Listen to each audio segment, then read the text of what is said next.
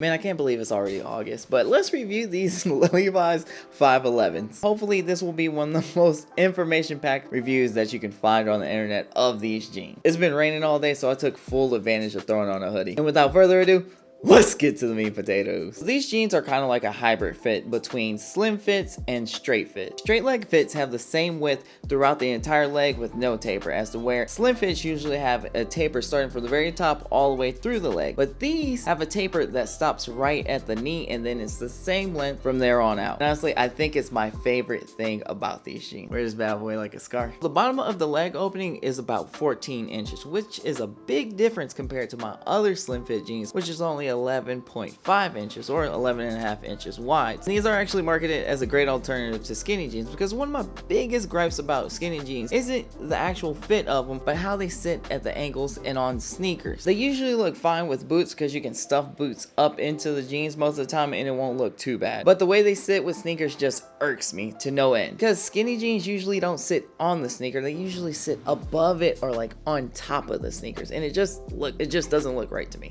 And since the leg opening at the bottom of these jeans actually is a lot wider than even slim fit jeans, let alone skinny jeans, it solves that problem and it flows over sneakers rather than sits on top of them. They do fit true to size in my case. I did try to go up a size in the length, but for what I usually like, they were a little bit too long, so I went with a 30-30, which is what I wear in everything else, and they fit like they hug your thighs on the sides, but they give you a little bit of breathing room in the back. And I must say that there isn't much excess material, so if you do usually get your jeans altered in any way, try to get as close to the fit that you want from the get-go. Now let's talk about one of those things that all guys care about: the pockets. Pockets are about 8 inches deep at their deepest point and 5 inches at the most shallow point, so you shouldn't have much trouble shoving a large phone in there and sitting down and not having to worry about it pop out slowly, because you know how that happens. You stand up and sit down, stand up and sit down, and slowly like your phone just kind of pushes out of your pocket. Like, that shit is annoying. Even the pocket watch pocket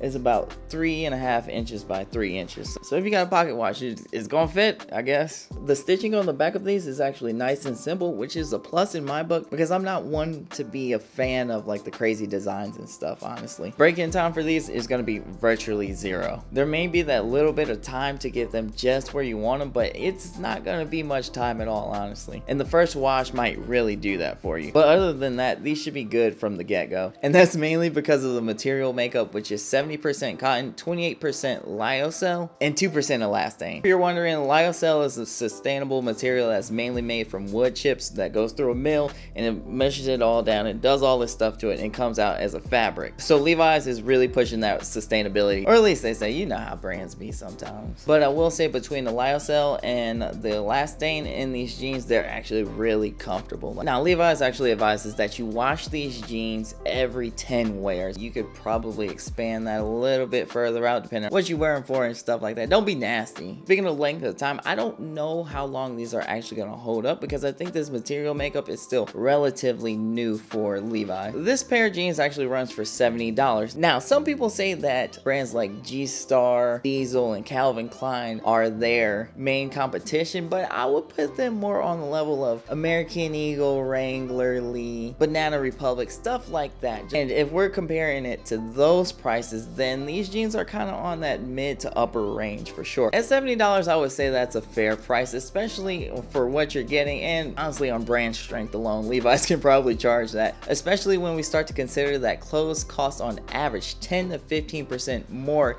this year than they did last year. Be sure to subscribe and check back in for the slim fit jeans styling video that should be coming up really soon, like within the next 4 to 5 days or so. And if you haven't already, go ahead and check out the American Eagle Next Level Flex jeans review that I did a while back if you really are in the market for some jeans right now. And as always, I will see you in the next one.